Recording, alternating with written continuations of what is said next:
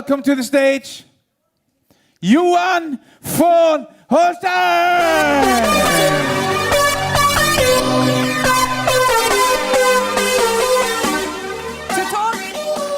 To talk about our vision and the future, now a word from the man whose achievements list long. A Harvard graduate and one of Sweden's most successful entrepreneurs ever. He has years and years of experience and has been among the world leaders of building internet-related companies all over the world. He was named Technology Pioneer by the World Economic Forum. He's rung the Wall Street Bell. He's led companies with thousands of staff. Welcome, Johan Stahl von Holstein. Wow, thank you so much. I think it's amazing to be here, and I will tell you a story about why I think it's amazing and why I'm here. But so I have to start with telling you about the history, the background, and then I'll tell you a bit about the present, and then I'm going to tell you a bit about the future. I come from a farm in the middle of nowhere, outside a very small, unimportant village, outside a small town which nobody's ever heard of. And I was very dyslexic, so I don't read and write very well. I was hyper-energetic, which is the reason I still walk back and forwards on a scene while I speak. And I was actually very lousy at school. And when I finished my my ninth grade, I started selling when I was 6. My grandfather was a fisherman, so the first thing I sold was fish. And then I'm a soccer fan, so I sold sweets on the soccer games when I was 12, and I sold newspapers.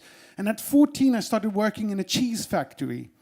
So I was a real farmer's boy. And at the age of 15, 16, when I finished my gymnasium, the school principal said, well, he doesn't need to continue school. He can take a full-on job at the factory. And my mother, she refused to accept that. She said, my son is talented, he's smart, he's going to study. And she forced me to study languages. And since I can't read and write, I can think, well, that might not be so smart. But I do speak Spanish, French, German, English, and Swedish now. So I'm kind of happy that she did. But I was still very bad at school. So I traveled around the world for years and just hitchhiked around, working as a waiter, working as a rep, as a ski teacher, and doing things I really liked to do. Until I had a really severe car accident. And I spent 3 months in hospital. And coming out of there, I realized that, well, I probably needed to get some kind of education. So I went into university, which was very difficult for somebody who has got the difficulties of reading and writing as I do. So what did I have to do? I had to work harder than everybody else. And I struggled getting out of there. And I taught myself how to think in pictures instead of words and letters, which made me eventually actually finish off my degrees with very good degrees, but not because I was talented, but because I worked harder. And once I finished, I got a job for one of the most amazing entrepreneurs Sweden's ever had. He's not so famous outside Sweden as he is within Sweden, but he is fundamental to where Sweden is today, because he broke down what Sweden's history and past was. Not believing in oneself, believing in the community, believing in that society would take care of you. He challenged that and said, you can do it yourself. And I managed to get a job for him. I actually met him in Barcelona, which we left yesterday. And I had studied for 4 years. I was indebted up over my ears with student loans. And the first job, I come into a suit like this, and he says, no. You have to have jeans and a T-shirt, and the T-shirt should be dirty. You need to look cheap. And I said, why? I'm an MBA, I've studied at Harvard, I've worked so hard for this.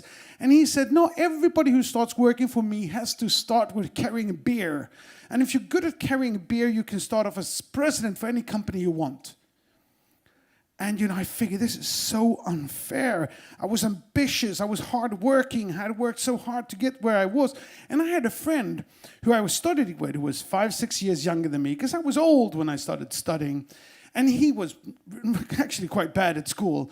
But his father knew the guy that I was working for, and he got a job in the main office with a nice suit. And I had to start at the very bottom, and I figured this is not fair. And you know what? Life's not fair. And we should be very, very happy that life's not fair. Because if it was fair, we would probably have been bored, because there's 70 billion people in the history of mankind. So we would have been bored maybe thousands or hundreds of years ago when people died in toothache at the age of 13. And we've all been born at the end of the 1900s. Doesn't matter where we're born. We've been born in the best area of all times. Just this is winning on the lottery. Actually, the fact that we exist is winning on a lottery, considering the amount of sperms and ejaculation.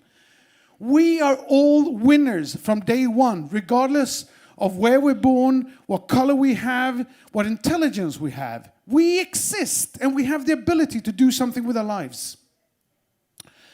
So I sat down and I said, life's not fair. Like Bill Gates said, life's not fair, get used to it. And I figured, how am I going to win? How am I going to win from this beer-carrying job that I had, was creating a chain of shops for TV shops products, shit products that didn't work. And I figured, I'm going to work 2 hours harder than everybody else. Because if I work 2 hours harder, nobody's 2 hours smarter than me a day. So I went in first of everybody in the office in the morning, and at the end of the evening, when the last guy went home, I put on my clock and I stayed for another 2 hours. And after a couple of months, I finished the project 1 month earlier than he had anticipated. And I then started working on a business plan for a TV channel. He came back from a trip, I gave him the business plan, he made me marketing director for the TV channel. The TV channel nobody knew of the TV channel, it didn't really know, didn't have an audience, so I designed the marketing strategy for the channel and took it from 6-7% penetrations to over 90% in 6 months. So he calls me up and says, you're doing a fantastic job, and I'm not going to make you president for your first time. 9 months out of university, I was CEO for my first company, and I went, yeah! And he said, what am I going to do? He said, teletext. Do you know teletext? Probably the most boring medium ever invented by man. And I tried to get out of it. So I said, well, John, well, his name was John Stenbeck. And I said, John, I'm a technical idiot. My father's told me so since I was 12 years old and took apart a bicycle, never got it together again. And John says one of the most important things anybody's ever said to me in my entire life. He says, Johan, any idiot can learn anything in 3 months. That was revolutionizing to me.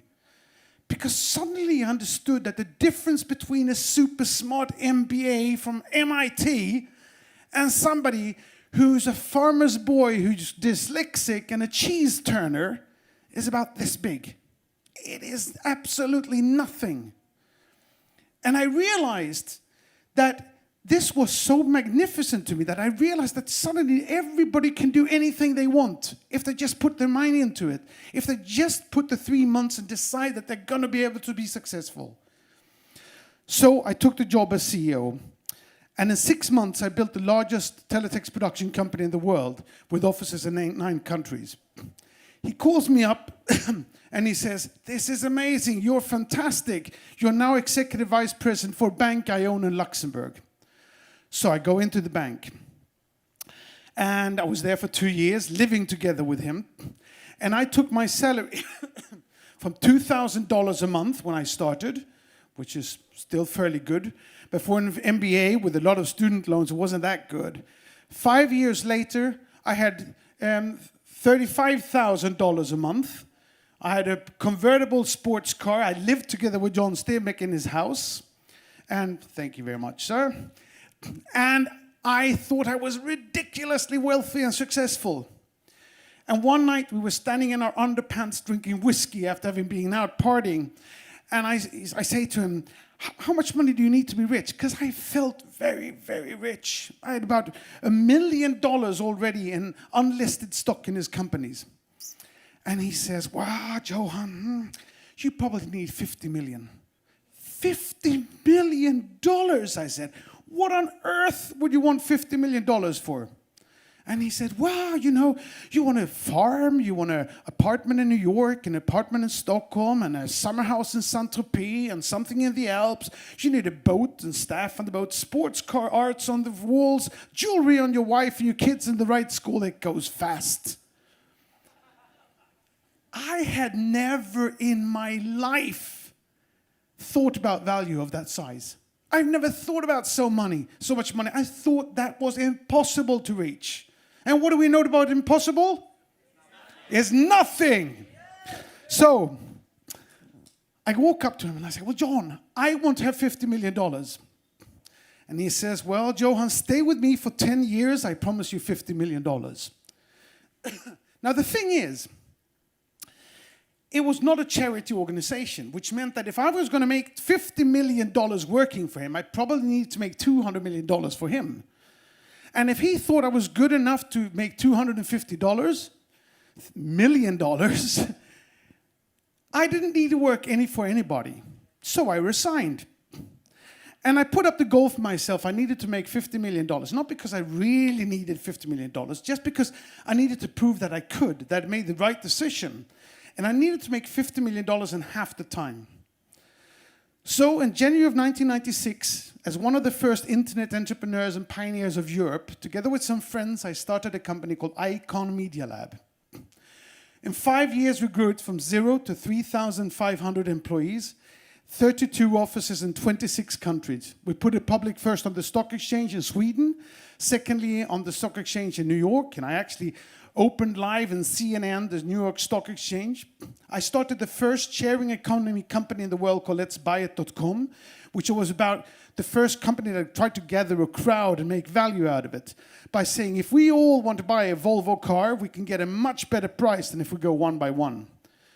And that was in 1998.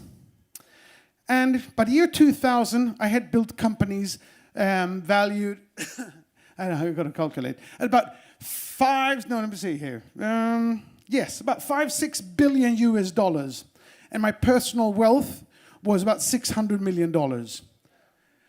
I had beaten the crap out of my friend who started out in his nice suit at the right office. And how did I do that?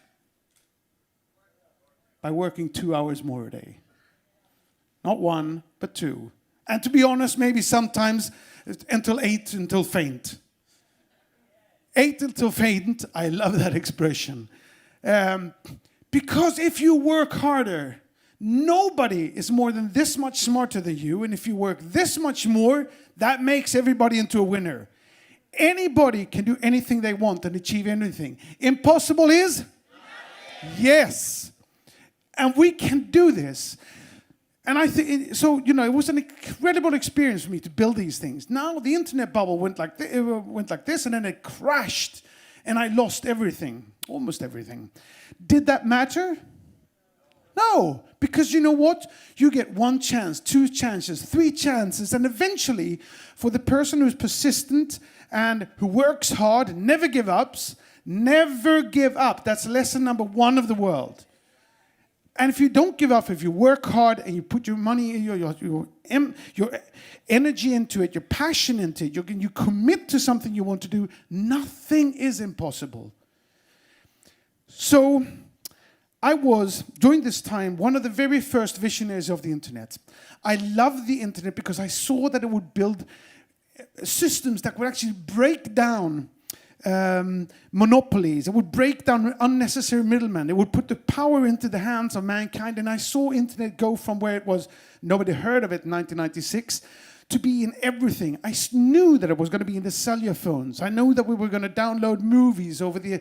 I just saw this, visualized it in front of me. Because if you can visualize it, it's true.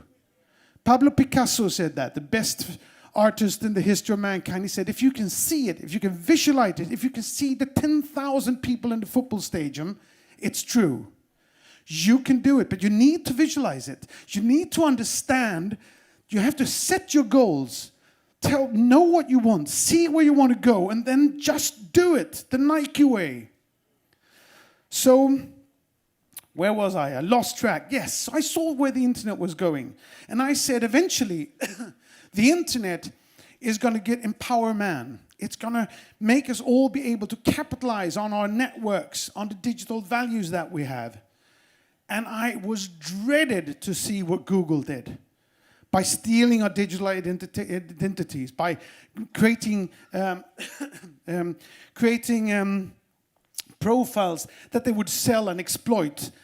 And then Facebook came along. And when Facebook came, Google came out and said, and said that, make no evil. I said, that's funny coming from the most evil company in the history of mankind. And when Facebook came along, I said, now Google has somebody that's even more evil than them. And I said that Facebook is going to become the most valuable company in the world. Why? Because they're stealing all the knowledge and experience and values that we have as individuals. They're stealing our most important thing, our networks. And they're building their profits and they're making billions and billions out of the money and the values that's ours, that we should have. So I predicted what we call today influencer marketing, the ability and the values of actually being able to profit on the networks that we have and the brands that we can build for ourselves and the hard work that we're putting into building this knowledge and experience and brand and networks. And hold on. Sorry. And so I tried to start a company called MyCube in 2009. Same year that Bitcoin was released. And I created a cryptocurrency called cubes.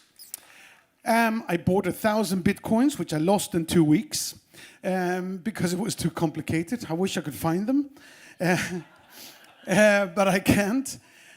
But and the idea with MyCube was that everybody should own their own digital identity in order to be able to exploit that and leverage on the network and knowledge that they had and the values that we could put into the digital environment. The company, for a number of different reasons, failed. Sometimes you don't succeed, but what do you do then? You never give up. So I've been working on a number of things, and I've known Jonas for 10, 15 years. And Jonas has presented me to different network things, and I love the idea of networking and not network marketing. But I've never really felt that the ideas were good enough or quite there. Until he phones me up in April, May and says, Johan, this time we're doing everything right. We have 15, 20 years of experience. We've built on the platform and we know the right thing. We're going to sell digital products. And I looked at CROWD1 and I saw, my God, this has the potential of changing everything. It is giving back the ability to leverage on your networks, selling digital products to your friends and family or people in your vicinity. If anybody works hard on this, we can bring trade to people. I believe very strongly in the gig economy. The gig economy meaning basically that as digitalization increases in every industry all over the world, as people will be and companies will be more and more digitalized, things will change faster and faster. Things will grow faster and faster. And as that happens, nobody is going to work in a company and get a gold watch. Companies won't exist for that long. The chances are that you'll have to change jobs every 5, 6, 7 years or every 3 months. And competition is going to be so hard because there's so many people that you might not even make enough money on a full-time job. You will have to do things on the side. You'll have to have ways of leveraging on your abilities. You'll have to have abilities to make money on the 2 extra hours you put in. And because of that, I believe that a company that can give people the ability to find trading opportunities, to sell things and make money on the side, that is of immense importance. My mentor, John Stenbeck, he told me that there is nothing as valuable as a good salesperson. You can have a lousy shit company with shit products and great salespeople and you will thrive. You can have fantastic products in a great company and lousy salespeople and a company will go bankrupt. A good salesperson is worth their weight in gold. And nothing is as pathetic as a salesperson who does not sell. CROWD1 is not a charity project. It's not going to make everybody successful. But if you commit, if you work hard, we are going to bring trade to Africa. Where others will come with charity money, we say, no, make business. We're going to be able to find companies and products that wouldn't have reached Africa without us. And we're going to be able to make people find jobs and ability to take personal responsibility for their own future. And this excites me immensely. Because if we do this right, this will be the last network you ever join.